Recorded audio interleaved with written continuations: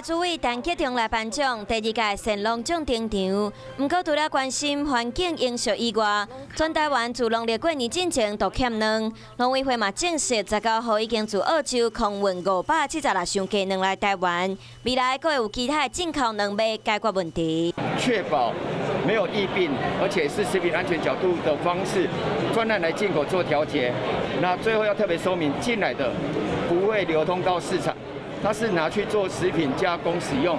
陈吉仲讲，进口鸡卵会用来提供给业者，民众买的卵会是台湾的鸡卵。不过，若是想要买卵，目睭要配合金。最近卵的价销有真侪问题，有民众伫市场上买到7粒鸡卵250块，实在伤合。陈吉仲嘛讲重话。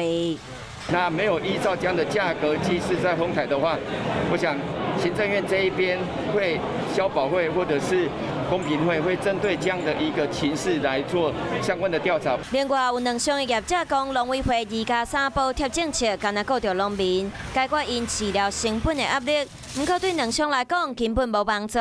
陈吉仲嘛讲会针对产销的部分来补贴。透过整个产销体系建制的设备等这些，来提供给相关的产业团体跟通路业者来申请。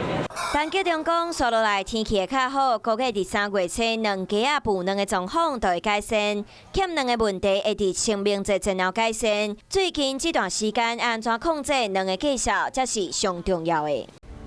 我是陈雅玲，想要跟我一起从零掌握天下事吗？赶紧按下华视新闻 YouTube 频道的订阅按钮，开启小铃铛，跟我一起探讨公共议题，给您最专业的华视新闻。